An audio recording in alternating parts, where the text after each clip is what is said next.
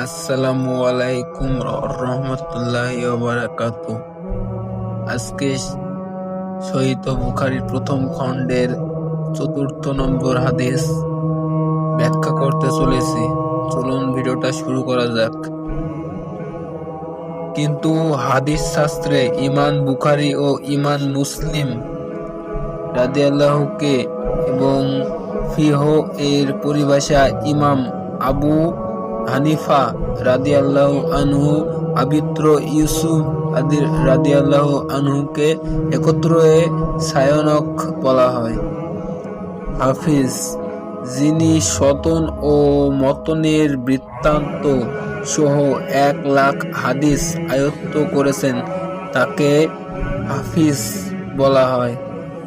হুজ্জাত, অনুরূপ ভাষায় যিনি লক্ষ হাদিসের আয়ত্ত করেছেন তাকে হুজ্জাত বলা হয়। হাকিম, যিনি সব হাদিস আয়ত্ত করেছেন তাকে হাকিম বলা হয়। রিজাল, হাদিসের রানী সমষ্টি ও রিজাল বলে। যে শাস্ত্রে রাব্বিগণের জীবনী ও বর্ণনা করা হয়েছে তাকে আসমাউল রিজাল বলা হয়। রিওয়ায়াত, হাদিস বর্ণনা করে রিওয়ায়াত বলে।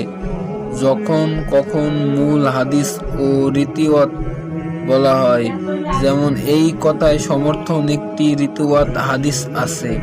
সদন, হাদিসের মূল কথাটুকু যে সূত্রে পরস্পর গৃহীত সংকর্মকারী পর্যন্ত পৌঁছাছে তাকে সনদ বলা হয়। এতে হাদিস বর্ণনাকারীদের নাম একত্রের পর একত্রে সাজিয়ে থাকে। মতন, হাদিসের মূল কথা ও তার শব্দ সমষ্টির মতন বলে। মরফ, যে হাদিসের সদন বর্ণনা পরস্পর রাসূলুল্লাহ সাল্লাল্লাহু আলাইহি সাল্লাম পর্যন্ত পৌঁছেছে তাকে মরফ হাদিস বলে। মারুফ, যে হাদিসের বর্ণনা সূত্রে ঊর্ধ্ব দিকে সাহাবী পর্যন্ত পৌঁছাচ্ছে, অর্থাৎ যে সদন সূত্রে কোনো সাহাবীর কথা বা কাজ বা অনুমোদন বর্ণিত হয়েছে তাকে মারুফ হাদিস বলে। এর অপর নাম আশার। মাকতু, যে হাদিসের সনদ কোনো তাসবি পর্যন্ত পৌঁছায় তাকে মাকতু হাদিস বলে। তাওফিক, কোনো গ্রন্থকার কোনো হাদিসের পূর্ণ সনদ বাদ দিয়ে কেবল মূল হাদিস বর্ণনা করেছেন, এরূপ করলে তাওলিক বলা হয়। কোনো তালিক রূপের ও বর্ণিত হাদিসের তালিফ বলে।